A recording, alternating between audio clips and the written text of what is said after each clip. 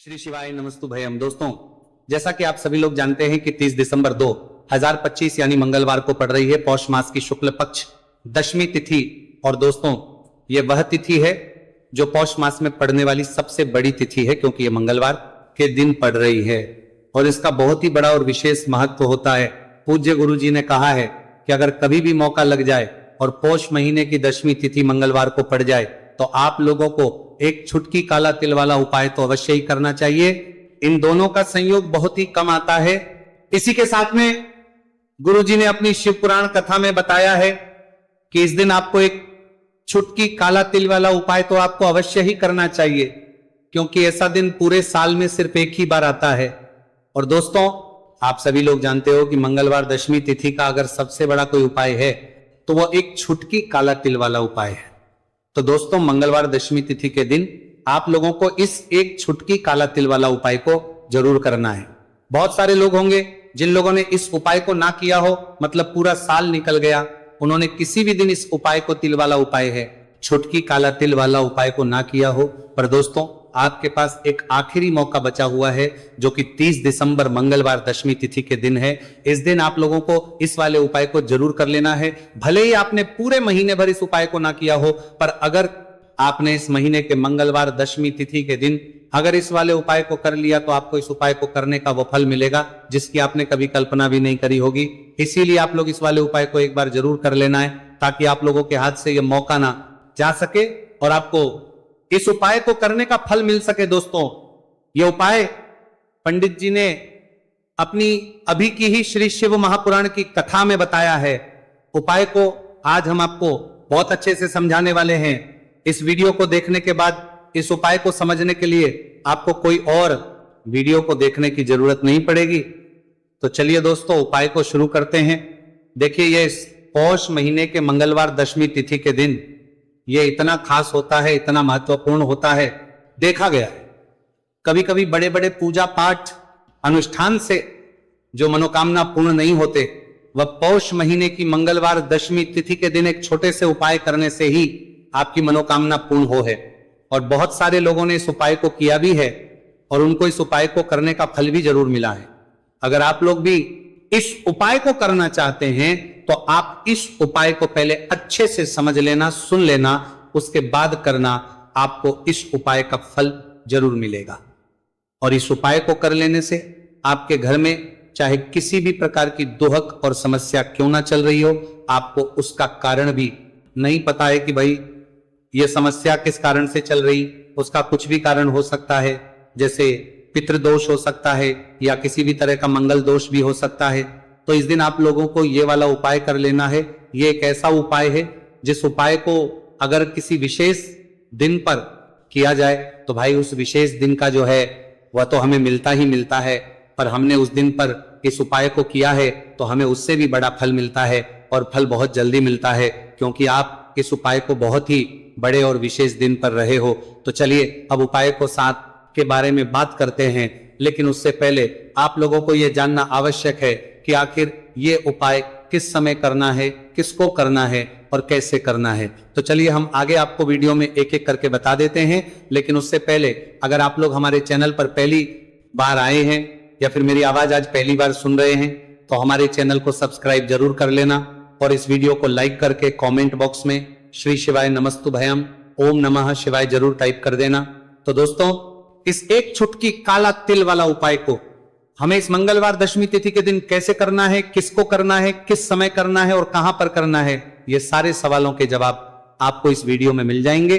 और जो ये वीडियो देखेगा भाई, उसको एक छुटकी काला तिल वाला उपाय जरूर करना चाहिए, क्योंकि इस दिन काला तिल का भी बहुत ही बड़ा और विशेष महत्व होता है। और बात आ जाए एक छुटकी काला तिल वाला उपाय की, तो ये सोने पे सुहागा वाली बात हो जाती है और ये एक बहुत ही बड़ा उपाय हो जाता है इस मंगलवार दशमी तिथि का। तो अब दोस्तों, इस एक छुटकी काला तिल वाला उपाय को आखिर करना किसको है, सबसे पहले हम लोग वो बात जान लेते हैं। तो देखो, घर की जो बड़ी माताएं बहनें होती हैं, उन माताओं बहनों में से कोई भी एक बड़ी माता बहन इस वाले उपाय को कर सकती है। और दोस्तों, अगर आप तो अपने घर में से सभी सदस्यों को भी इस उपाय को करवा सकते हैं। अगर किसी व्यक्ति की खुद की कोई मनोकामना है, खुद की कोई दुख और परेशानी है जो कि वह अपने लिए ही करना चाहता है इस वाले उपाय को, तो वह खुद अपने लिए भी कर सकता है।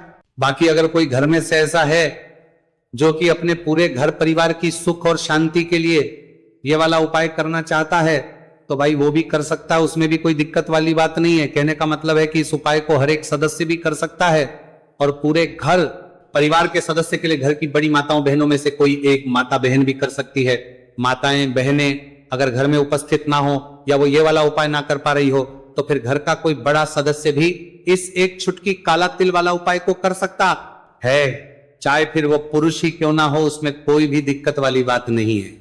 उसके बाद में दोस्तों जो अगला प्रश्न निकल आता है वो यह आता है इस उपाय को लेकर कि आखिर इस उपाय को हमें किस समय करना है, सुबह के समय करना है कि शाम के समय करना है। तो देखो, इस वाले उपाय को आप लोग सुबह के समय भी कर सकते हो और शाम के समय प्रदोष काल में भी कर सकते हो।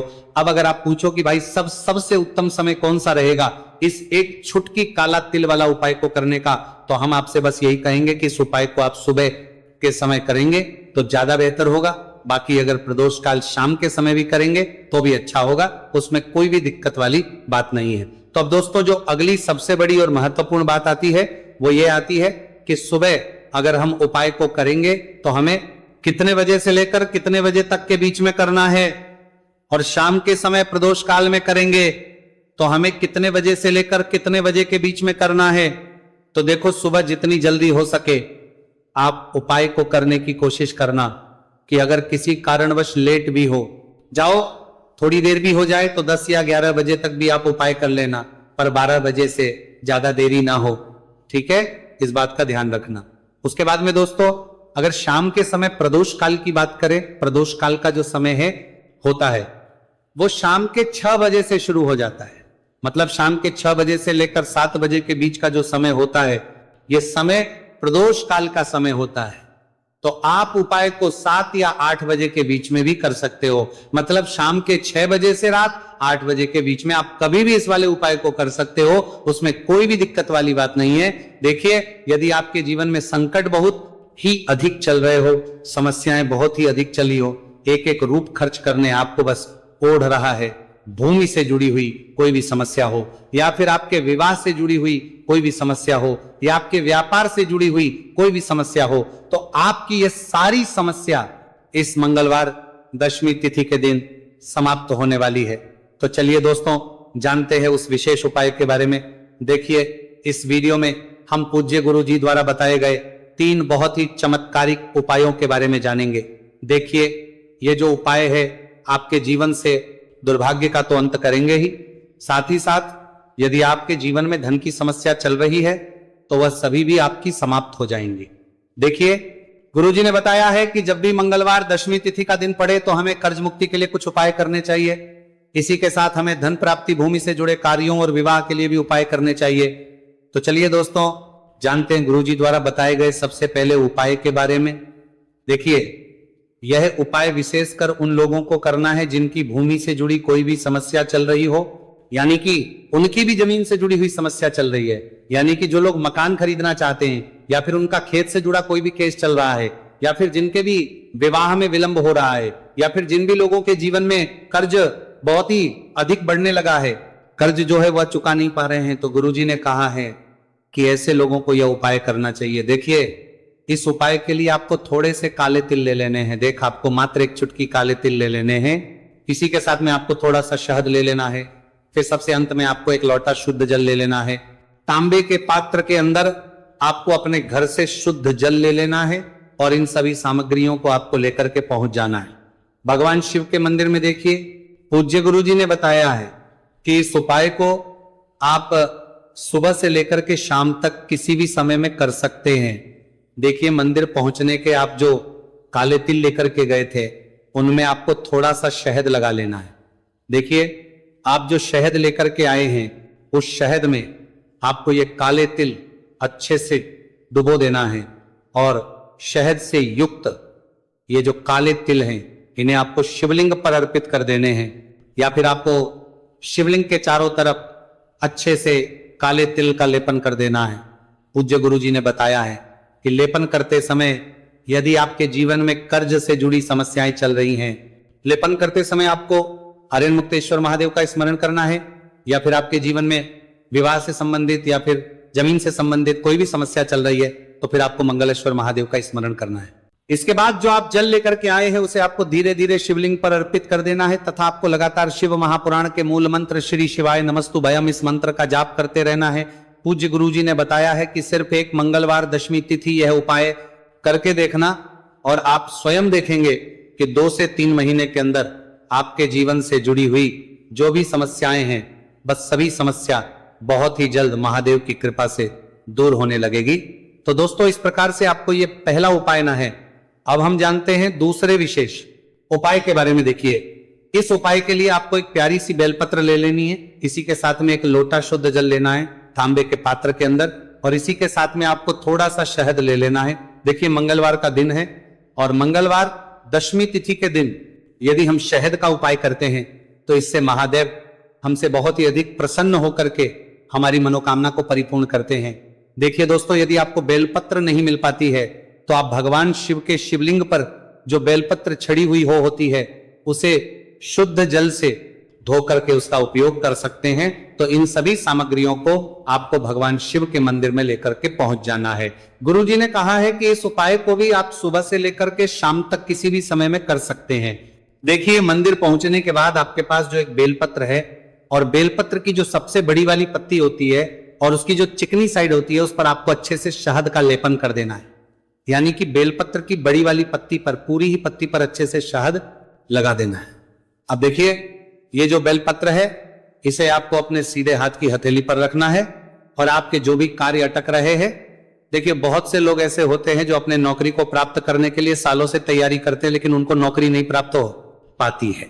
बहुत से ऐसे लोग होते हैं जो बहुत ही मेहनत करते हैं, धन भक्ति के लिए बहुत अधिक प्रयास करते हैं, लेकिन फिर भी उनको धन प्राप्त नहीं हो पाता है। तो गुरुजी ने बताया है कि जब भी आपको अपने कार्यों में सफलता ना मिले तो फिर आपको मंगलवार के दिन इस उपाय को अवश्य करना चाहिए। देखिए, अब आपको जिस भी कार्य में सफलता प्राप्ति करनी है उस कार्य को सफल बनाने के लिए आपको महादेव से प्रार्थना कर लेनी है, और फिर ये जो एक बेलपत्र है इसे आपको भगवान शिव के शिवलिंग पर अर्पित कर देनी है। देखिए, बेलपत्र की चिकनी साइड जिस पर आपने शहद लगाए हैं वह शिवलिंग से स्पर्श रहेगी और इसकी जो डंडी है वह आपको जलाधारी की ओर रखनी है। इस प्रकार से आपको यह बेलपत्र अर्पित कर देनी है। अब देखिए, आप जो एक लोटा जल लेकर के आए हैं उसे आपको भगवान शिव के शिवलिंग पर धीरे धीरे अर्पित कर देना है। श्री शिवाय नमस्तु भयम इस मंत्र का जाप करते हुए देखिए, जैसे ही ये जल शिवलिंग से होकर के जलाधारी की ओर बह करके आएगा तो इसे आपको थोड़ा सा अपने सीधे हाथ की हथेली में झेल लेना है। इस जल को आपको अपनी दोनों आंखों पर लगा लेना है और इस जल का थोड़ा सा छिड़काव आपको अपने शरीर पर कर लेना है। पूज्य गुरुजी ने बताया है कि जब भी हम मंगलवार के दिन शहद वाली बेलपत्र शिवलिंग पर अर्पित करते हैं तो इससे हमें महादेव हर कार्य में सफलता प्राप्त करवाते हैं। यदि हमें अपनी मेहनत करने के बावजूद भी पर्याप्त मात्रा में सफलता नहीं मिल पा रही है तो गुरुजी ने कहा है कि आपको मंगलवार दशमी तिथि के दिन यह चमत्कारिक उपाय अवश्य ही कर लेना है। अब दोस्तों, हम जान लेते हैं गुरुजी द्वारा बताए गए तीसरे विशेष उपाय के बारे में। देखिए, इस उपाय के लिए भी आपको मात्र 1 लोटा शुद्ध जल ले लेना है तांबे के पात्र के अंदर। फिर इसी के साथ में आपको एक प्यारी सी बेलपत्र ले लेनी है। बेलपत्र आपको ध्यान रखना है कि कैसे भी कटी हुई खंडित नहीं होनी चाहिए। अब देखिए, मात्र 2 सामग्री लेकर के आपको भगवान शिव के मंदिर में पहुंच जाना है। पूज्य गुरुजी ने बताया है कि यह उपाय विशेषकर उन लोगों को करना है जिनकी कोई भी विशेष मनोकामनाएं जो कई दिनों से परिपूर्ण नहीं हो पा रही है, चाहे वह विवाह से संबंधित हो, नौकरी से संबंधित हो, व्यापार से संबंधित हो, चाहे किसी भी प्रकार की मनोकामना है जो परिपूर्ण नहीं हो पा रही है, तो उसके लिए आपको यह उपाय करना है। देखिए, इस उपाय को भी आप सुबह से की शाम तक किसी भी समय में कर सकते हैं। देखिए, मंदिर पहुंचने के बाद सबसे पहले तो आप बेलपत्र लेकर के आए हैं, उसे आपको अपने सीधे हाथ की हथेली पर रखना है और आपको महादेव से प्रार्थना करनी है कि हे मेरे महादेव, मेरी ये जो मनोकामनाएं बहुत दिनों से अधूरी है, मैंने कई प्रकार के उपाय कर लिए हैं, कई प्रकार के व्रत कर लिए हैं, लेकिन अभी तक मेरी मनोकामना परिपूर्ण नहीं हो पाई है, तो उस मनोकामना को परिपूर्ण करने के लिए प्रार्थना करनी है और ये एक बेलपत्र आपको शिवलिंग पर अर्पित कर देनी है। देखिए बेलपत्र की जो चिकनी साइड है वो शिवलिंग से स्पर्श रहेगी और इसकी जो है वो आपको जलाधारी की ओर रखनी है। इस प्रकार से आपको यह बेलपत्र अर्पित कर देनी है। इसी प्रकार से आपको यह बेलपत्र अर्पित करनी है। अब देखिए आप जो एक लोटा शुद्ध जल लेकर के आए हैं, इसे आपको धीरे धीरे शिवलिंग पर अर्पित कर देना है। इस मंत्र का जाप करते हुए देखिए, जल अर्पित करते हुए आपको कम से कम 11 बार श्री शिवाय नमस्तुभयम या फिर ओम नमः शिवाय इस मंत्र का जाप कर लेना है। पूज्य गुरुजी ने बताया है कि जो भी व्यक्ति 30 दिसंबर मंगलवार दशमी तिथि के दिन शिवलिंग के सामने इस उपाय को करता है तो उसकी जो भी मनोकामना है वो महादेव की कृपा से निश्चित ही परिपूर्ण हो जाती है। तो दोस्तों ये थे पूज्य गुरुजी द्वारा बताए गए कुछ बहुत ही खास उपाय। अगर आपको जानकारी अच्छी लगी हो तो वीडियो लाइक करिएगा। मिलते हैं फिर एक नए वीडियो के साथ। श्री शिवाय।